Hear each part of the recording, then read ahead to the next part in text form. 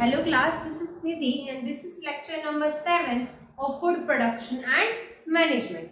Last lecture में हमने weeds and weedicides के बारे में पढ़ा था।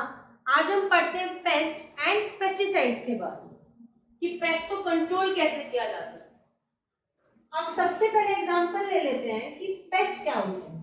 पेस्ट ऑर्गेनिज्म होते हैं that attack and destroy the crops।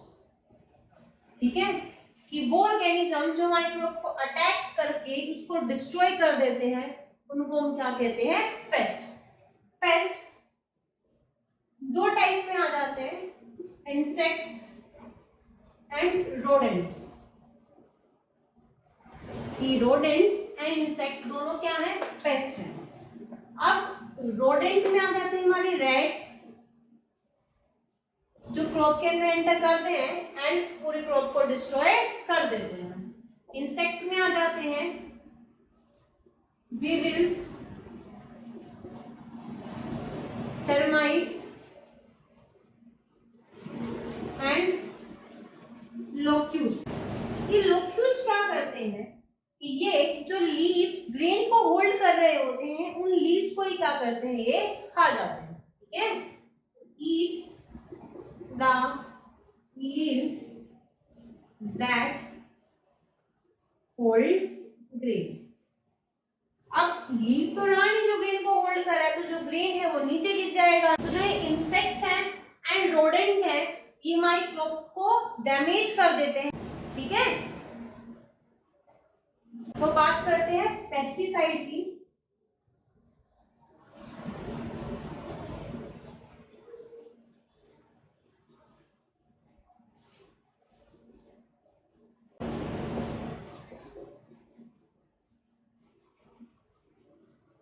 Pesticides वो केमिकल होते हैं जो पेस्ट को किल कर देते हैं विदाउट हार्मिंग द क्रॉप। मतलब हमारी क्रॉप को वो हार्म नहीं करते एंड सिर्फ किसको किल करते हैं?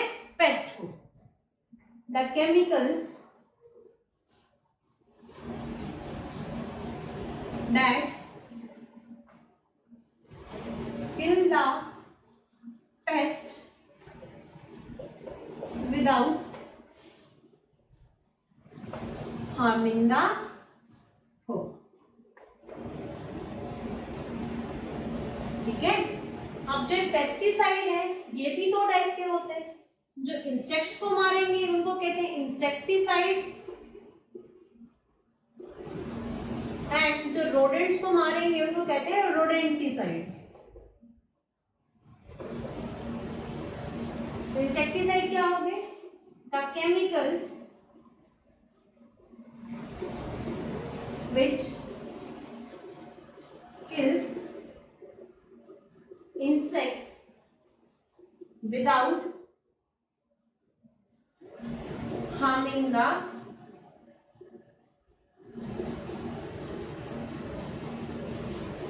crop।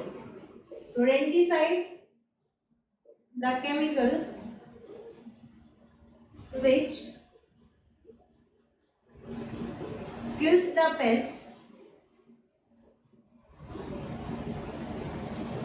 without harming the crop।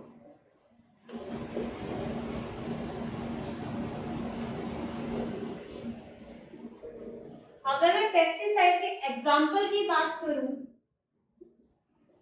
तो गमिक्सिन ये एक पेस्टिसाइड का एग्जाम्पल है। मेलेथियोन एंड डिस्टोन ये हमारे कुछ पेस्टिसाइड के एग्जाम्पल। क्लियर है?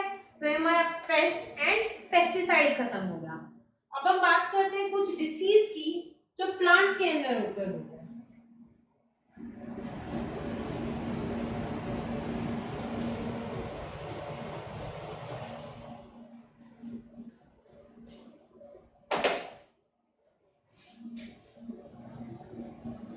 disease of plants।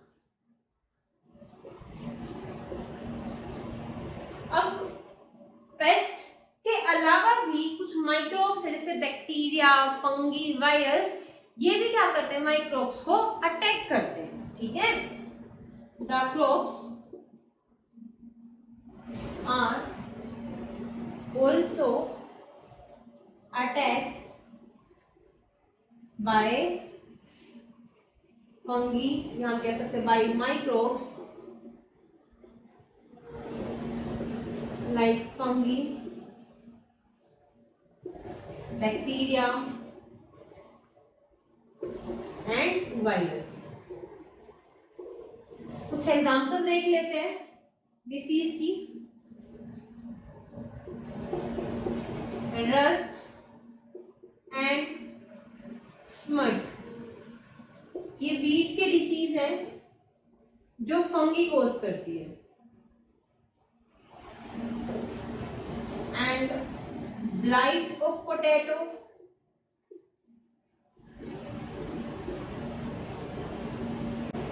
And wilting of leaves,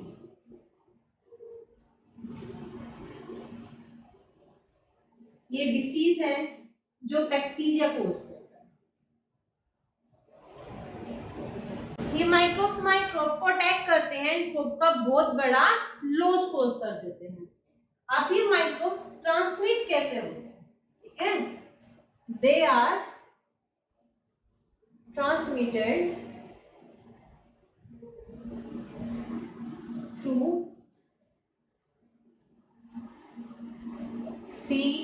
seed के थ्रू भी ट्रांसमिट होते हैं, सॉइल के थ्रू भी ट्रांसमिट होते हैं, वाटर के थ्रू भी ट्रांसमिट होते हैं, एंड बहुत सारे वेज है जिसके थ्रू ये ट्रांसमिट हो जाते हैं। ठीक है, अब अगर सीड के थ्रू ट्रांसमिट हो रहे हैं तो इसको तो हम कंट्रोल कर सकते हैं, कंट्रोल इनको भी किया जा सकता है, लेकिन एग्जांपल देख लेते हैं कि सीड के थ्रू कैसे कंट्रोल कर सकते हैं। सीड के थ्रू कैसे ट्रांसमिट होंगे कि जो सीड हमने सो किया है वो पहले से ही क्या था, इन्फेक्टेड था। ठीक है, वो पहले से ही क्या था, इन्फेक्टेड था। अब अगर सीड इन्फेक्टेड हुआ तो पहले तो वो जो सीड इन्फेक्टेड था वो जर्मिनेट ही नहीं करेगा, एंड अगर जर्मिनेट भी कर गया है तो जो प्लांटलेट है वो हेल्दी नहीं होगी। तो इसको रोकने के लिए जो सीड्स हैं उनको पहले क्या किया जाता है, फंगीसाइड्स के अंदर सोक किया जाता है। ठीक है, फंगीसाइड मतलब कि वो केमिकल है जो फंग को क्या करता है, किल करता है। ठीक है, तो जो सीड्स हैं they are soaked in fungicide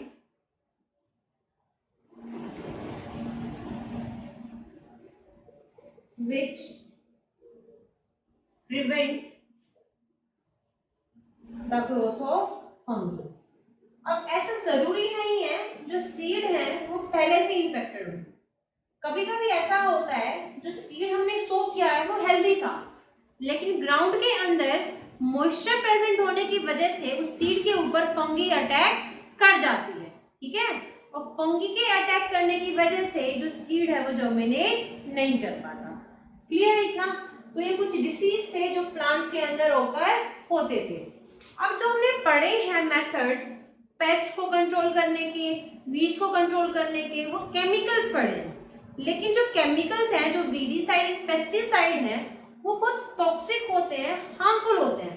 अगर थोड़े बहुत भी हमारी बॉडी के अंदर चले गए तो हमारी बॉडी को हार्म कोज कर सकते हैं, या फिर अगर ये प्लांट के लीव्स पे रह गए हैं तो ये वाटर के साथ वॉश ऑफ हो जाते हैं एंड वाटर बॉडीज के अंदर चले जाते हैं, एंड देन ये एक्वेटिक लाइफ को अफेक्ट करते हैं। ठीक है, कि जो पेस्टिसाइड हैं ये क्या करते हैं, रेन के साथ चले जाते हैं एंड वाटर बॉडी में जाके एक्वेटिक ऑर्गेनिज्म को अफेक्ट करते हैं। एंड जो पेस्टिसाइड एंड हर्बिसाइड थे ये नॉन बायोडिग्रेडेबल होते हैं, मतलब ये डिग्रेड भी नहीं होते हैं इतनी इजीली, तो है तो हार्मफुल। तो इस वजह से हमें दूसरे सोर्सेस पे स्विच करने की रिक्वायरमेंट आ गई है कि जो पेस्टिसाइड्स हैं हम इनका यूज मिनिमम कर सकें एंड हमारी बॉडी पे जो ये हार्म कोज कर रहे हैं उसको हम मिनिमाइज कर सकें। अब दूसरे सोर्स क्या है, वो आता है बायोलॉजिकल कंट्रोल, कि हम क्या कर रहे हैं, अपने वीड्स को एंड अपने पेस्ट को कंट्रोल कर रहे हैं without the use of chemicals. Clear है इतना? तो उसको हम कहते हैं बायोलॉजिकल कंट्रोल। फॉर एग्जाम्पल की हम बात करते हैं कि जो वीड्स हैं या हम पेस्ट की बात कर लेते हैं, कुछ ऐसे ऑर्गेनिज्म या कुछ ऐसे माइक्रोब्स होते हैं जो उन पेस्ट को क्या करते हैं, खा जाते हैं। तो अगर ऐसे ऑर्गेनिज्म को हम अपनी फील्ड के अंदर इंट्रोड्यूस करवा दे तो जो पेस्ट है वो क्या हो जाएंगे, कम हो जाएंगे। ठीक है? एंड वो ऑर्गेनिज्म इस तरीके से सेलेक्ट किए जाते हैं कि वो सिर्फ पेस्ट के ऊपर अटैक कर रहे हैं एंड हमारी क्रॉप के ऊपर अटैक नहीं कर रहे हैं। तो इसको हम कहते हैं बायोलॉजिकल कंट्रोल, कि लिविंग ऑर्गेनिज्म का यूज करके हम क्या कर रहे हैं, पेस्ट को कंट्रोल कर रहे हैं।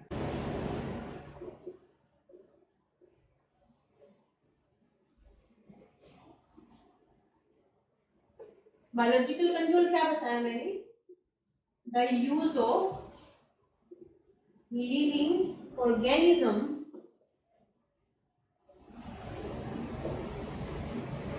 To control the weeds and pest. ठीक है? एंड इसके साथ साथ जो हमारी क्रॉप की वैरायटी है वो भी क्या की जा रही है, इंप्रूव की जा रही है, इसको डिसीज या पेस्ट रेसिस्टेंट बनाया जा रहा है बाय डेवलपिंग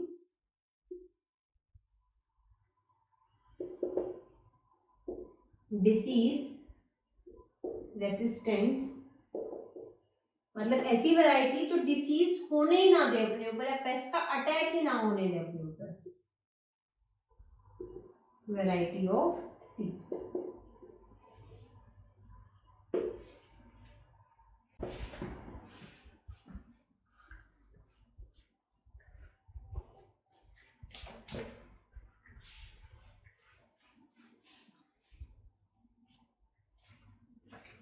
अब हार्वेस्टिंग क्या होती है?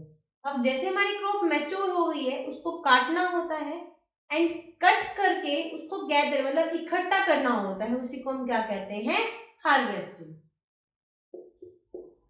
The process of cutting and gathering of crop, इसको हम क्या कहते हैं, हार्वेस्टिंग। अब पहले हम मैन्युअली की बात करें, मैन्युअली का मतलब है कि पहले कैसे हार्वेस्टिंग की जाती है। तो मैन्युअली ये की जाती है बाय सिकल। ठीक है? सिकल एक टूल होता है जिसमें पॉइंटेड ब्लेड होता है एंड नीचे क्या होता है, हैंडल होता है।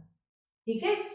अब नाउअडेज कैसे की जा रही है, नाउअडेज एक मशीन आ गई है जिसको हम हार्वेस्टर कहते हैं। तो बाय हार्वेस्टर हम क्या कर रहे हैं, अपनी हार्वेस्टिंग कर रहे हैं। अब मूव करते हैं नेक्स्ट प्रोसेस पे, दैट इज थ्रेशिंग। थ्रेशिंग क्या होती है? अब हमने जो क्रॉप कट की है उस कटेड क्रॉप से जो हमारे ग्रेन्स हैं उसको सेपरेट करना क्या कहलाता है, threshing. The process of separating grains from cut crops, जो कटी हुई क्रॉप है उससे ग्रेन्स को सेपरेट करना। मैन्युअली मतलब पहले कैसे की जाती थी, मैन्युअली ये की जाती थी by the help of bulldogs.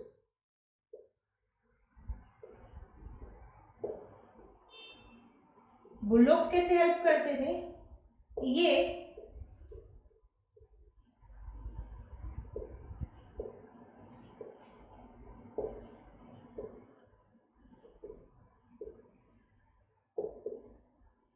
जो एनिमल हैं इनको हमारी इकट्ठा की हुई क्रॉप के ऊपर से मूव करवाया जाता था, जिससे जो ग्रेन है वो क्या हो जाते थे, सेपरेट हो जाते थे। अब कैसे की जाती है,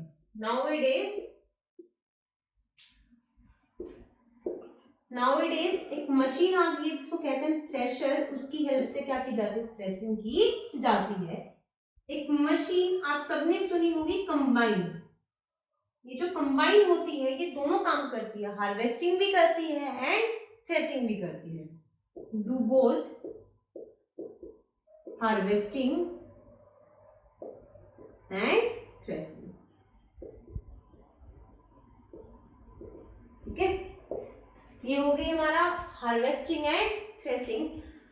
अब हमने क्रॉप काट ली, क्रॉप से ग्रेन को सेपरेट कर लिया, लेकिन उस ग्रेन के अंदर अब भी कुछ पार्टिकल होते हैं क्रॉप के, जिसको कहा जाता है चाफ, हिंदी में उसको कहते हैं तूड़ी। ठीक है, अब उस प्रोसेस को जिससे हम चाफ को ग्रेन से सेपरेट करते हैं उसको हम कहते हैं विनोइंग, या ग्रेन को जो क्लीन करते हैं उसको हम क्या कहते हैं विनोइंग। कि पहले हार्वेस्टिंग की, देन थ्रेसिंग की, एंड देन ग्रेन को क्लीन करने के लिए हमने क्या की, विनोइंग।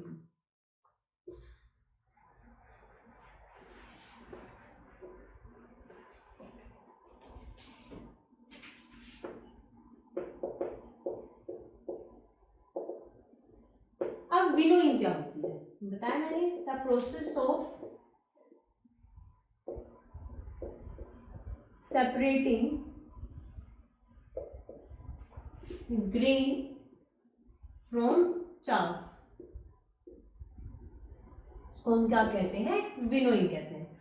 और विनोइंग करी कैसे जाती है, विनोइंग में क्या करते हैं, जो ग्रेन है, अनक्लीन ग्रेन है, उनको लिया जाता है एंड एक हाइट से उनको ड्रॉप किया जाता है इन ब्लोइंग विंड। जब हवा चल रही होती है तो ग्रेन्स को ऊपर से ड्रॉप किया जाता है। अब जो चाफ पार्टिकल है वो तो लाइटर होते हैं एंड एयर के साथ ब्लो हो जाएंगे, ग्रेन हैवी होते हैं तो वहीं पे फॉल हो जाते हैं। ठीक है, कि विंड में क्या करते हैं, ब्लोइंग विंड में जो ग्रेन्स हैं उनको ऊपर से एक हाइट से ड्रॉप किया जाता है, तो चाफ है वो मूव कर जाएगा एंड ग्रेन्स वहीं पे फॉल हो जाएंगे। Done by fouling grains from a height in blowing wind. The wind blows away chaff and grain falls off. ठीक है, अब हमने ग्रेन्स को क्लीन कर लिया है। नेक्स्ट स्टेप आता है स्टोरेज, जिसको हम कल पढ़ेंगे। आज के लिए इतना ही रखते हैं। Please don't forget to subscribe and hit the bell icon.